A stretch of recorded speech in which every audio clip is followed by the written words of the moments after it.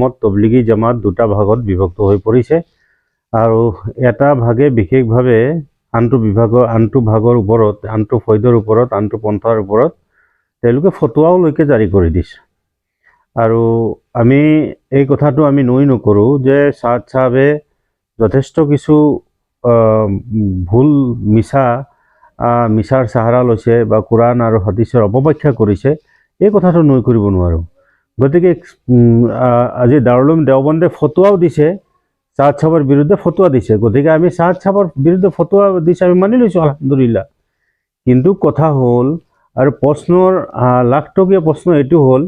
যে দাৰুল উলুম দেওবন্দ যি দাৰুল উলুম দেওবন্দে সাদ সাহেবৰ মৌলানা সাদ সাহেবৰ বিৰুদ্ধে ফতোৱা জাৰি কৰিছে সেই মৌলানা সাদ সাহেবৰ বিৰুদ্ধে ফতোৱা জাৰি কৰিছে অৰ্থাৎ সাদ সাহেবৰ খিলাফ গৈছে দাৰুল উলুম দেওবন্দ আনহাতে শুৰা জামাতৰ লগত নিশ্চয় কি কয় দাৰুল উলুম দেওবন্দ থাকিব লাগিছিলে কিন্তু আচৰিত ধৰণে দাৰুল উলুম দেওবন্দে কিন্তু এই ক্ষেত্ৰত মৌনতা অৱলম্বন কৰিছে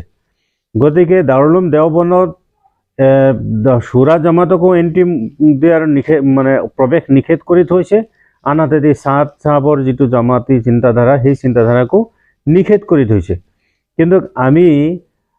অসমৰ আলিম ওলামা অলপ কেইজনমান আলিম ওলামা আমি ইমানেই একেবাৰে বিশাৰদ হৈ গ'লোঁ যে আমি ইমানেই ডাঙৰ মানুহ হৈ গ'লোঁ যে আজি দাৰুল উলুম দেওবন্দ মুজাহিৰুল উলুম বা দাৰুল উলুম ওয়াকফ ইত্যাদি ডাঙৰ যিসকল আলিম ওলামাসকল আছে তেওঁলোকতকৈও আমি এখোজ আগবাঢ়ি যাব চিন্তা চৰ্চা কৰি আছোঁ কিন্তু আচলতে মই নকওঁ যে আপুনি চিন্তা কৰক ভাল কথা আলহামদুলিল্লাহ কিন্তু কথা হ'ল আপুনি যে যোৱাকালি ফতোৱাটো দিছে যে সাদ সাহেবৰ পন্থাটো গুমৰাহী গোটেই নিউজ চেনেলত বাজি গ'ল ইমান দিন কিন্তু তবলিগ কোনোদিন চেনেলত অহা নাই তবলিগ কোনোদিন মিডিয়াত অহা নাই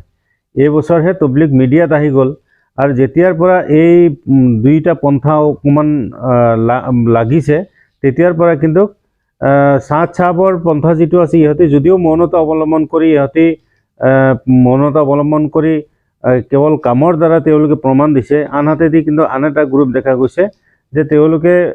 বিভিন্ন সময়ত তেওঁলোকে মিডিয়াৰ সাহাৰা লোৱা দেখা গৈছে সাধাৰণ জনতাই আলিফ বেটিছে ক'ব নোৱাৰে আপুনি সেইজন জনতা কৈ আছে যে সাদ সাহেব গুমৰাহ হৈ গ'ল আপোনালোকে সাদ সাহেবৰ লগত নাযাব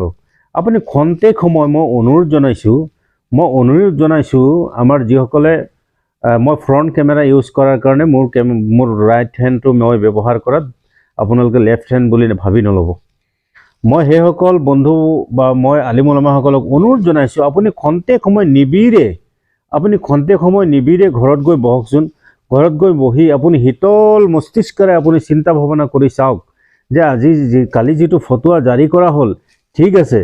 10টা জামাত যদি সাদ সাহেবৰ ফেভাৰত কাম কৰি আছিলে কালিৰ পৰা জামাত সেই 10টা জামাত আমি যিহেতু ফতোৱা জাৰি কৰি দিলোঁ সেই 10টা জামাত এতিয়া কাৰ লগত গতি কৰিব কওক আপুনি কওক আপোনাৰ এইটো মোৰ ওচৰত আমাৰ এইটো কি কয় লাখটকীয়া প্ৰশ্ন সাধাৰণ উম্মত গুমৰাহ হৈ গ'লে সাধাৰণ উম্মত কোনফালে গতি কৰিছে তাৰ জবাব দি হ'ব লাগিব আজিৰ দিনত মাদ্ৰাছাৱালাই আপোনালোকে কৈ আছে মাদ্ৰাছাৱালা আজিৰ দিনত মাদ্ৰাছাৱালা সেই আৱামৰ ওচৰত অকল কালেকশ্যনটো বাদ দি আৰু কি কামত গৈছে কওকচোন বাৰু কালেকশ্যন কৰাটো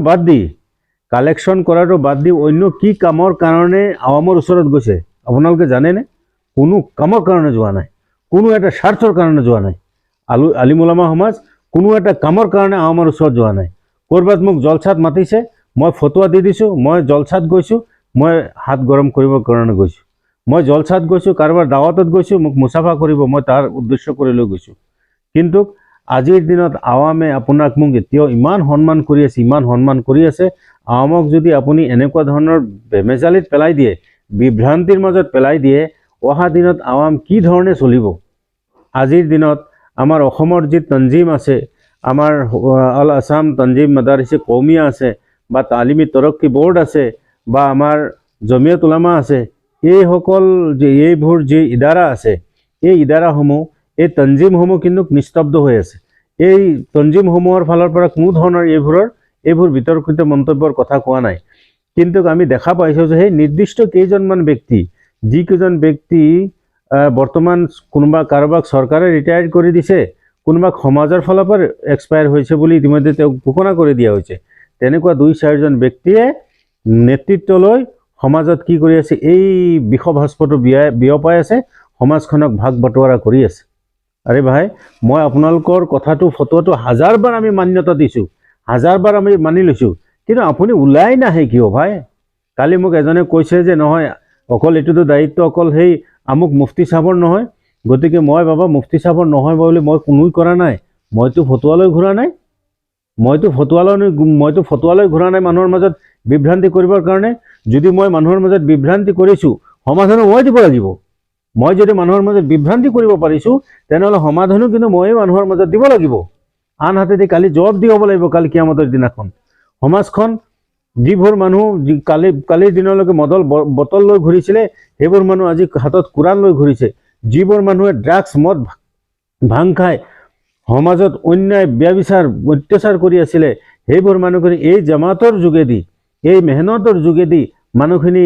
ক্ৰমাৎ লাহে লাহে এটা ভাল ৰূপ ধাৰণ কৰিছিলে। গতিকে এই মানুহখিনি যেতিয়া আকৌ যদি এওঁলোকে এই হকিকত কথাখিনি আমাৰ প্ৰতি এই ধাৰণাটো, তেওঁলোকৰ মন্তব্য, তেওঁলোকৰ ধাৰণাটো জাগি উঠে, বা এই মানুহখিনি যদি আকৌ যদি পুনৰ নিজৰ ৰাহত গুচি যাব লগা হয়, তেনেহ'লে কিন্তু ইয়াৰ জবাব দি আপুনি মই হ'ম। আনহাতেদি আপুনি মই যদি বিশৃংখলা কৰাৰ কাৰণে ইহঁতৰ মন ভাঙি যায়, মন ভাঙি গৈ পেলাই যদি আকৌ মদ ভাং খোৱা আৰম্ভ কৰি দিয়ে, তাৰ কাৰণে জবাব দি কিন্তু আপুনি মইহে। গতিকে মই অনুৰোধ জনাইছোঁ যে আপোনালোকে ফটোৱা লৈছে ভাল কথা, ফটোৱা পকেটে পকেটে লৈ ঘূৰিলে নহ'ব। আপোনালোকে ফটোৱাৰ জেগাত ফটোৱা থৈ দিয়ক, আপোনালোকে টালি টোপোলা বান্ধি ওলাই আহক, আমিও আপোনালোকৰ লগত আছোঁ। আমাৰ সেই যিসকল মুফতিসকল আছে, সেইসকল মুফতি চাহেবানসকল যদি আমাৰ লখিমপুৰত আহে, মই জবান দিছোঁ, মই তেওঁলোকৰ লগত চাল লগাম, কিন্তু তেওঁলোক লগত থাকিব লাগিব। কাৰণ ফটোৱাটো আমি দিয়া নাই, তেওঁলোকে ফটোৱাটো দিছে। গতিকে সমাজখনত বিশৃংখলা সৃষ্টি কৰি আপোনালোকে গৈ ক'ৰবাত জলচা কৰিব, নাকত তেল দি শুই থাকিব, এনেকৈ হ'লে কিন্তু আমি সহজভাৱে বস্তুটো ল'ব নোৱাৰোঁ। আমি সাধাৰণ জনতাৰ পক্ষত আমি কথা কমেই আমাৰ কণ্ঠ আমি কোনোদিন স্তব্ধ কৰি নিদিওঁ। আমাৰ সাধাৰণ জনতাৰ কাৰণে আমি কণ্ঠ সদায় আমাৰ জাগ্ৰত হৈ থাকিব। আমি সদায় সাধাৰণ জনতাৰ কাৰণে কথা মাতি যাম। কাৰণ সাধাৰণ জনতা আজিৰ দিনত আপোনালোকে খন্তেক সময় চিন্তা ভাৱনা অকণমান কৰি চাওকচোন, যে আপুনি মই অৰিয়া কৰি থাকোঁতে সেয়া কাদিয়ানীসকল আহি পেলাই জেগা কৰি ল'লে, আহমদীয়া মুছলিমসকল জেগা কৰি ল'লে, অসম গ্ৰন্থমেলাত সিহঁতি জেগা পাই গ'ল। আপুনি মই ঠোঁট মুখ চেলেকি থাকি গ'লোঁ, বহি থাকিলোঁ। কিন্তু সিহঁতে কাদিয়ানী, সিহঁতে ৰফাদানী, আমুক তামুক সিহঁতে আহি পেলাই কিন্তু অসম গ্ৰন্থমেলাত জেগা পালে। বা অহা দিনত যে অসমত বিভিন্ন আমি এইটো কিছুদিন আগত মৰিগাঁও জিলাত কোনোবা এখন ঠাইত খ্ৰীষ্টান মিছনাৰীৰ ফালৰ পৰাও আহি পেলাই তাত মানে বাখৰ পাতিছিলে বুলি আমি জানিব পাৰিছোঁ। পৰৱৰ্তী অৱস্থাত হজৰত মৌলানা মুস্তাক আনফৰ চাহাব নেতৃত্বাধীন জমিয়তৰ কিছু হৰ্তাকৰ্তাসকলে তাত গৈ সেইসকল মানুহক পুনৰ নিজৰ ৰাহলৈ ঘূৰাই আনে বুলি আমি জানিব পাৰিছোঁ। গতিকে উম্মত ইমান গাফিল হৈ আছে, ইমান বেয়া ৰাহত গৈ আছে, আৰু আপুনি উম্মতৰ মাজত বিভাজন আনি আছে। আপুনি কেনেকুৱা ধৰণৰ মানুহ হ'লে হে? আপুনি কাৰোবাক কৈ আছে চাহ চাবৰ লগত থকাসকল তৌবা তিল্লা কৰিব লাগিব। আৰু চাহ চাবৰ লগত চাহ কি আমাৰ কোনো মানে হেৰি নেকি? আমাৰ কোনো হিৰো নেকি? চাহ চাপ কোনো নবী নেকি? চাহ চাপ যদি এজন মানে অলি হৈ থাকে, তেনেহ'লে তাৰ জেগাত সি যে আছে, মই তাক ভালো নকওঁ, মই তাক বেয়া ক'বলৈও নাই। গতিকে তোমালোকে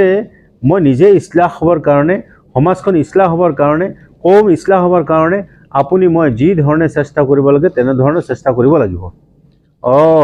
আমি যদি গোটেই ৰাতি মানুহে কয় যে গোটেই ৰাতি কি কয়, মানে ৰাতি হ'লে 10 হাল বায়, ৰাতি হ'লে 10 হাল বায়, দিনত হ'লে 1 হালো নাই। সেই তেনেকুৱা মছৱাৰালৈ আমি আলোচনা কৰিছোঁ। গোটেই আলিম ওলামা জমা লৈ বহি পেলাই মছৱাৰা কৰিছোঁ, কিন্তু আমি কামত এজনো নাই। এইটো ফটোৱা হ'ল, এইটো ফটোৱামি হ'ল, এইটো ফটোৱা নহ'ল, বৰঞ্চ ফটোৱামি হ'ল। আপুনি এইটো পাতলামি বুজালে। কাৰণ ইয়াৰ 2টা পাৰ্ট আছে। আপুনি ফটোৱা লৈছে, ঠিক আছে, আলহামদুলিল্লাহ। আমি সেইটো মান্যতা দিবলৈ হ'লে আমি লাগিব কুৰবানীৰ লগত দি দিব লাগিব। কাৰণ এই ফটোৱাটো লৈ আজি আপোনালোকে যদি মছৱাৰা কৰিলেহেঁতেন যে আমাৰ মৰিগাঁও ৰূপহী এই মৰকজৰ ফালৰ পৰা আমি 5টা জামাত উলিয়াইছোঁ, 5টা জামাত 5টা ডিষ্ট্ৰিক্টত আমি পঠাই দিওঁ,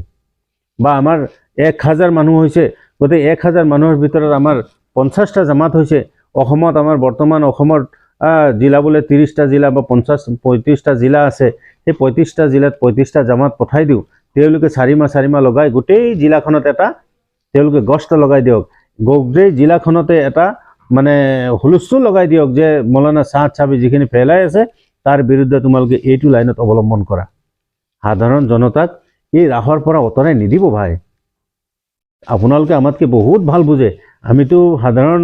জনাব মুন্সি আমাক যে মুন্সি কয় আমি মুন্সিয়ে হয় আমি একো নাজানো